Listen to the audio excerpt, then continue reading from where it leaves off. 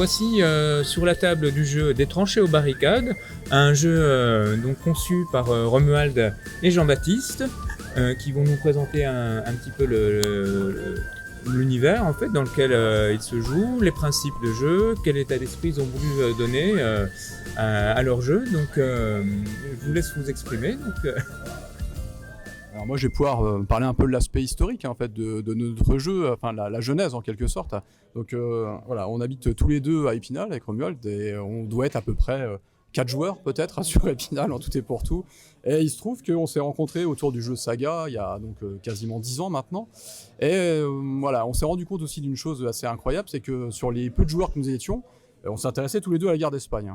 Donc à l'époque, moi je jouais déjà un peu au loup téméraire, donc sur différents jeux, différents supports qui ne me convenaient pas forcément. Et rapidement, Romuald a donc décidé de créer un jeu. Voilà, donc ça c'était il y a une dizaine d'années. Mais voilà, on jouait pas suffisamment pour stabiliser les règles. Le confinement est arrivé, Romuald s'est retrouvé chez lui confiné, comme un peu tout le monde finalement, avec son fils qui avait très envie de jouer. Et sorti de confinement, il m'a présenté le jeu qui avait beaucoup évolué en fait depuis les parties précédentes. Et finalement, voilà, c'était parti. L'aventure était partie. Sur les mécanismes de jeu, je pense que c'est plutôt Romuald qui va pouvoir en dire un peu plus. Ce que je peux dire, c'est que nous, en tout cas, ce qu'on a fait, on a pris tout ce qu'on n'aimait pas dans les jeux et on l'a viré. On l'a supprimé pour aboutir à ce jeu. Voilà. Donc Romu, je te laisse développer un peu l'aspect créa. Oula. Alors, avant, donc, dans quelle période historique on se situe ? Donc nous on a visé le début du XXe siècle, enfin la première moitié du XXe siècle, puisque c'est voilà la guerre d'Espagne nous motivait tous les deux, les révolutions en général, c'est une période où il y a des armées assez folkloriques et non conventionnelles, voilà. Donc et puis historiquement je pense que c'est la révolution russe, c'est le point de départ de notre siècle et les conséquences qui est encore aujourd'hui. Aujourd'hui, on vous présente une table Berlin 1918-1919. Donc, c'est les événements révolutionnaires qui secouent la toute jeune République de Weimar juste après la Première Guerre mondiale. Où d'un côté, on va avoir du spartakiste et du marin révolté contre du Freikorps, de l'ancien militaire qui souhaite que le régime perdure. Voilà. Et est-ce que tu peux nous présenter un petit peu les mécanismes du jeu, les principes généraux ? Oui. La première chose qu'on voit tout de suite, c'est qu'on a choisi une nappe quadrillée. Pour nous simplifier la vie, comme disait Jean-Baptiste, il y a pas mal de choses dont on voulait s'affranchir, des choses que les wargamers aiment bien d'habitude, mais qui alourdissent peut-être inutilement, enfin à notre yeux, inutilement le jeu. La recherche était d'avoir une règle claire et qui se joue sans point d'ambiguïté, si je comprends bien. Sans point d'ambiguïté et rapidement. Oui. Rapidement. C'est-à-dire que la complexité doit être au niveau des actions possibles et des possibilités offertes par le jeu. Elle doit pas être sur des points de règle. Est-ce qu'on voit le quart de mon socle? Est-ce que mon bonhomme, enfin, pas chercher à pinailler, voilà, comme on le voit dans certaines. Voilà, c'est vraiment. C'est un jeu un peu compétitif d'ailleurs. Oui, certains jeux, compétition et pinaillage, oui, vont plutôt bien ensemble.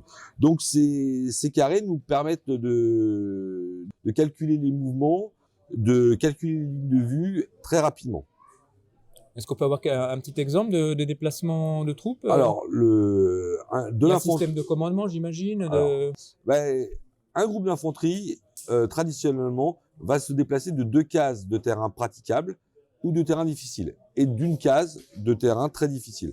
Donc voilà les zones de terrain. Donc c'est une zone homogène.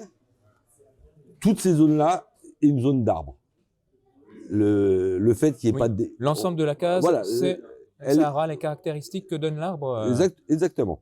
Donc c'est un ensemble homogène. Et les cases ont 3 niveaux de difficulté et 3 niveaux de couverture. Bon, ça c'est assez traditionnel. Donc praticable, difficile et très difficile. Et pour la couverture, à découvert, sans couverture, couverture légère, couverture dense. Une des choses aussi qu'on a voulu, c'est de ne pas décompter les pertes à la figurine. Oui. Le jeu se joue par groupe. Là aussi, c'est un groupe homogène. Ils sont tous armés pareil, ils ont tous la même compétence. C'est un groupe homogène. Enfin, on trouvait pas ça très réaliste en combat moderne, du moins, le fait de retirer des pertes.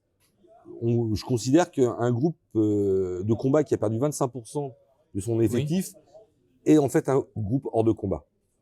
Alors qu'il y a plein de jeux, tu perds la moitié de ton groupe, ça joue encore. Bon, moins bien, mais ça joue encore. Et là, on en est avec des petits groupes, donc dès qu'on a une perte un peu conséquente, le moral de l'ensemble flanche. C'est ça. Donc, au lieu de retirer des pertes, on a des états. Donc, on va avoir un état indemne, un état stressé, un état choqué et hors de combat. D'accord. Avec des conséquences à chaque fois sur les capacités de ces troupes. Exactement. Donc, une des deuxièmes innovations, puisque c'est pas une vraie innovation, on n'est pas le seul à l'avoir, c'est que le jeu est géré par des dés spéciaux, on va dire, dont les couleurs donnent la qualité dépend de la qualité des figurines. On va avoir des dés élites, on va avoir des dés réguliers, on va avoir des dés miliciens. D'accord, une couleur pour chaque. Voilà, une couleur pour chaque. Alors, comme ça évite aussi tous les -1, +1. Les facteurs sont déjà intégrés dans le dé. Voilà. Et le principe, le moteur fondamental du jeu, c'est grosso modo, une troupe indemne joue avec 3 dés et garde le meilleur résultat. Une troupe stressée joue avec 2 dés et garde le meilleur résultat. Une troupe choquée joue avec un seul dé. Et tout le jeu est comme ça. Donc après, le résultat à atteindre va dépendre de circonstances tactiques, mais l'attrition se fait comme ça. Les gens vont moins bien agir et même moins bien être commandés s'ils sont dans un état de santé ou de morale dégradé. Donc pour le commandement, c'est exactement pareil. J'ai un grand chef qui a une valeur de commandement, il a un rayon de commandement normalement de 2 qui peut être augmenté grâce à certaines compétences. Lui, il est choqué. Le chef, il pourra envoyer son commandement qu'avec un dé. Voilà. C'est un 2. Ce groupe va bénéficier de 2 ordres pour agir. D'accord. Donc le commandement subit l'état de la troupe. Tu as un résultat direct et tu appliques le résultat direct. Alors là, on a parlé du mouvement, un peu du commandement. Alors qu'en est-il du tir, voire des corps à corps? Est-ce qu'on peut en avoir un petit aperçu Alors, on va prendre nos bonhommes là. Puis on va imaginer que c'est ces bonhommes-là qui vont leur tirer dessus. En fait, comme je te disais tout à l'heure, les cases, les zones de terrain ont une valeur de couverture. Donc, un marais qui va avoir une zone de couverture de 0, une petite cabane en bois, une petite cahute qui va avoir une zone de couverture de 1, par exemple. Au niveau des portées, il n'y a que 2 portées.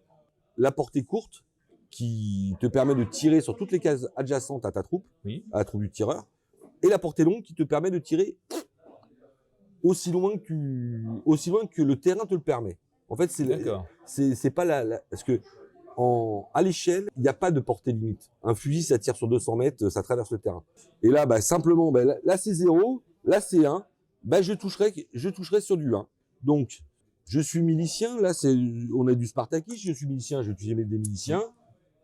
Je suis indemne, donc j'utilise 3 dés, je jette, tous les 1 vont toucher. Et là, eux vont avoir un test de sauvegarde à effectuer et vont prendre des touches. Et s'ils les subissent, ils auront un état de morale dégradé. Bien, c'est aussi clair. On voit qu'on peut initier facilement les gens à ce jeu-là. Après, le principe du jeu, je crois que c'est beaucoup de jouer avec des scénaristes. Oui, effectivement, c'est un jeu qui se prête vraiment bien au scénario. D'ailleurs, on en a proposé en réalité 6 thématiques, 6 inspirées en tout cas de faits historiques avérés, plus 1 d'initiation en quelque sorte. C'est vrai que ce type de jeu sans scénario, on pourrait vite se retrouver à chacun reste campé dans sa position, à se tirer dessus à l'autre bout de la table puisqu'il n'y a pas vraiment de portée. Donc là, tout l'intérêt, c'est vraiment ça, c'est d'obliger les 2 joueurs à faire des choses, y compris le défenseur qui est pas obligé de subir la partie. C'est ce qu'on voulait aussi éviter, c'est-à-dire vraiment le défenseur qui se fortifie dans sa zone et puis qui bouge plus, puis qui attend que les autres sortent dans la pampa pour les allumer, quoi. Voilà. c'est vrai qu'on n'a pas parlé en fait de comment on organise la partie, c'est-à-dire que L'activation. la phase d'activation. Chaque groupe a un petit pion de ce type comme ça en fait, à la couleur, une couleur pour chaque armée en quelque sorte, et on tire un peu. Alors c'est un peu sur le principe de bolt action en fait. Hein. On tire au hasard et on active. Et ben là par exemple c'est un vert, donc là c'est un des Allemands, un des Freikorps qui va pouvoir jouer au choix du joueur. On peut faire également des réserves d'activation, c'est-à-dire qu'on peut tirer très bien à un rouge. Eh bien, le joueur révolutionnaire décide de le mettre de côté. Ok, il l'a de côté et il le jouera. Par exemple, on retire un rouge et là, il pourra en jouer 2 le tour. Est-ce que la qualité de commandement joue sur le nombre de capacités d'activation? Non. On n'a pas voulu du tout, parce que si on fait ça, il y a une conséquence, c'est que les forts commandements qui ont souvent aussi des fortes expériences, quand il y a des bons chefs, il y a aussi souvent des bonnes troupes derrière aguerries, cassent tout. Alors que là, la force des milices, c'est d'être nombreuses. Et donc de multiplier les tirs. Elles vont tirer mal, mais elles vont tirer souvent. Et donc on le retrouve en ayant mis un pion par groupe. Si on avait fait jouer le commandement, on aurait lissé le phénomène, et les milices se seraient retrouvées défavorisées. Et je crois que Gilles aussi, nous, on aime les armées de va-nu-pied. Voilà. On aime les milices. On aime celles qui perdent les guerres. Et rien de plus frustrant, les jeux où vous déployez vos 200 figurines que de la milice. L'autre vous roule dessus en un tour. Voilà. L'autre réussit tout, vous réussissez rien, vous rangez vos figurines. Bon, ça dure un tour, c'était sympa. Les miliciens ont montré dans certaines circonstances qu'ils pouvaient gagner des batailles, qu'ils pouvaient gagner des guerres et qu'ils pouvaient renverser des gouvernements. Il faut leur donner leur juste valeur. Tout en sachant aussi quand même que pour casser un peu le côté entre guillemets aléatoire, en fait il y a tout aussi un système de réaction. C'est-à-dire qu'une troupe, même une troupe qui n'est plus commandée par exemple, qui a perdu un de ses commandements, qui se retrouve en race campagne, peut réagir. C'est-à-dire il y a quelqu'un qui arrive à porter tir, il peut l'allumer ou faire un test de réaction. Lui tirer dessus, ou alors même carrément bouger. Tu vois, c'est alors pas forcément aller au contact parce qu'il y a quand même peu de chances qu'il en ait vraiment envie à ce moment-là. On n'est pas du tout dans un jeu où c'est chacun joue son tour. Et, non. Il y a vraiment une interaction. Oui, et c'est tout à fait ça. En fait, il y a même des actions qui permettent de se mettre en embuscade, donc c'est-à-dire de vraiment se cacher, de s'embusquer dans un décor, de se cacher puis de s'activer en fait quand l'ennemi arrive. Mais n'importe quelle troupe qui n'a pas été activée dans le tour en cours peut faire un test de réaction. Il tirera probablement moins bien, de manière moins efficace, mais néanmoins il peut faire quelque chose. Et ce qui fait que ça évite le côté, le joueur subit. Par exemple, c'est sûr que si on tire 5 pions verts de suite, l'autre en face il peut commencer à s'ennuyer, mais puisqu'il peut agir, ça casse vraiment ce côté-là. Parfait. Je crois qu'on a eu un bel exposé du fonctionnement du jeu des tranchées aux barricades. C'est un jeu qui est tout nouveau. Et donc la question qui m'est mise à l'esprit, ce jeu est-il déjà disponible? Est-ce qu'il y a eu peut-être une campagne de financement qui permet aux gens de précommander le jeu? Sera-t-il disponible en boutique? Voilà, tout ça, c'est des questions, je pense. À toi, JB. Alors effectivement, oui, on a fait une campagne de financement Ulule il y a quelques semaines, qui s'est terminée il y a 3 semaines de mémoire, quelque chose comme ça, qui a bien fonctionné d'ailleurs, soit dit en passant. On est d'ailleurs très contents, puis on en profite pour remercier tous les gens qui ont participé. Puisque en fait, c'est vrai que quand on s'est lancé un peu aussi à l'aventure, on n'avait aucune idée du résultat, à vrai dire. Hein. C'était quand même prendre un risque. Alors plus qu'une campagne de financement, on va dire, c'était plutôt une campagne de prévente, puisque une grosse partie en fait du matériel était déjà autofinancé. Voilà. Donc là, on attend de recevoir en fait le matériel qui manque pour livrer les gens qui ont participé à la campagne. Et ensuite, effectivement, le jeu sera disponible, alors en boutique beaucoup par correspondance, bien sûr, tout en sachant qu'il est encore temps, même là, à l'heure actuelle, d'ailleurs c'est ce que a fait Raphaël ce matin, de profiter des prix Ulule encore pendant quelques jours. Voilà, donc, par quel moyen on peut vous contacter? Il y a un forum, un site Alors oui, en fait, on a plusieurs options. Alors il y a le site internet, bien sûr, mais on est également sur Facebook. Notre page est plutôt active, sur Instagram, sur Twitter. Et puis contact.barricade avec un s @gmail.com. Voilà, donc on est très facile à trouver, on répond normalement assez vite. Voilà les liens que vous trouverez sans doute en bas de cette vidéo. Merci pour les liens. Oui.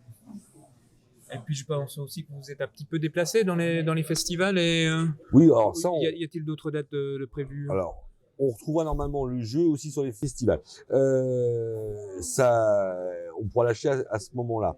De prévu, on a GIF sur Yvette dans 2 semaines.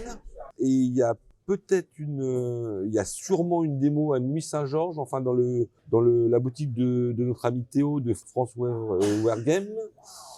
Et si on nous invite à Besançon, Voilà. on ira. Donc dans 2 semaines, c'est-à-dire fin novembre, le 26 novembre, c'est ça? Oui, Week-end du 26 novembre quand vous avez... GIF sur Yvette. Vous serez à GIF sur Yvette. Bon, je crois qu'on a fait le tour, du moins bien amorcé ce sujet sur la dynamique de votre jeu. Donc je vous remercie, Romuald et Jean-Baptiste, et puis à très bientôt donc, dans les salons, sur les tables de jeu, voilà, ou autour d'une bonne bière peut-être. Voilà. Et je salue tout le monde, à bientôt pour une prochaine vidéo sur la Guilde des Stratèges. Merci tout le monde. On est beau? Je dis la Guilde des Stratèges, la Guilde des Stratèges.